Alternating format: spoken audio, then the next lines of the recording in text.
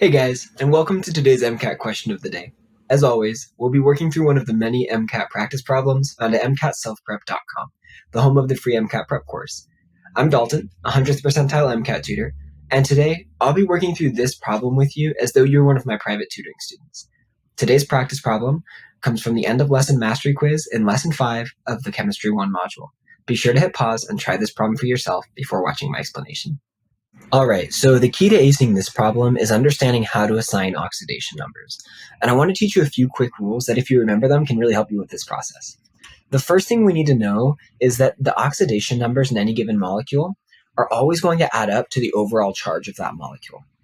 And that makes things really easy sometimes if we have a monatomic ion. For instance, if we have Cl-, well, we know the overall charge of this molecule is -1, and there's only one element in this molecule. So because the overall charge is -1, the oxidation number of this chlorine, in this case, must be -1. Similarly, if we have a neutral free element that's floating around, that overall, all the oxidation numbers will have to add up to 0. So if we have O2, all we have here is oxygen, it's neutral, it's just floating around. Those have to add up to 0. So the oxidation numbers for these oxygen atoms in here are going to be 0. Understanding that, let me teach you a few rules that might help you with some of the more complicated molecules that we could run into.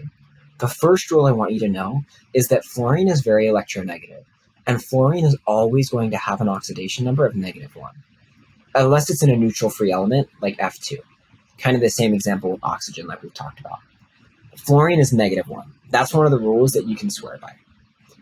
Another rule that tends to come up is that oxygen tends to be -2.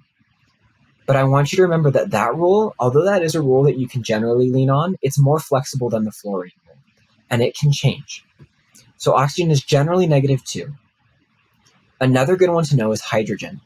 Hydrogen is generally going to be +1 if it's bonded to a non-metal, but it could also be -1 when it's bonded to a metal, okay? This column right here, column 1A, generally is going to be +1, although that rule is not as hard or as fast as these other rules we've been talking about. Column 2A is generally going to be +2. Again, that can be flexible.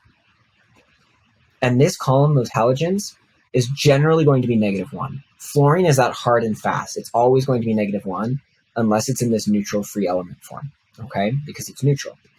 These ones, a little more flexible, but more often than not, they're going to be -1. Now that we have that understanding, let's go ahead and look back at this question and see what we can figure out. Okay, so looking at this question, I want to figure out the oxidation numbers of oxygen specifically in OF2 and ClO2-. Let's start with that first molecule. We'll start with OF2. Now remember that first hard and fast rule that I taught you. Fluorine is going to be -1, right? It's not a free, neutral free element right now. It's not just fluorine. It's bonded to an oxygen. It's bonded to another element.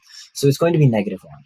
We have 2 fluorines here. So that means we have 2 elements with a -1 oxidation number. But this overall molecule is neutral. And so we want the oxidation numbers to add up to 0. That means the only way to do that is to make this oxygen +2.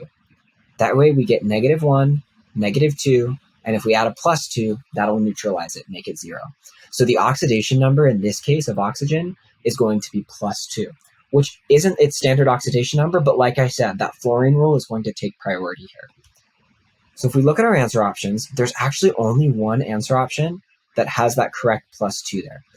That's one of the nice things about the MCAT being multiple choice. But for practice purposes, let's go ahead and work through this one as well. We've got ClO2-. Now I know Cl is going to be a halogen, so more often than not, that's going to be -1, but that's more flexible than that oxygen rule that I taught you first. So let's start with oxygen here. Oxygen is going to be -2, generally speaking. And I don't see any fluorine here, or any reason that oxygen wouldn't be -2.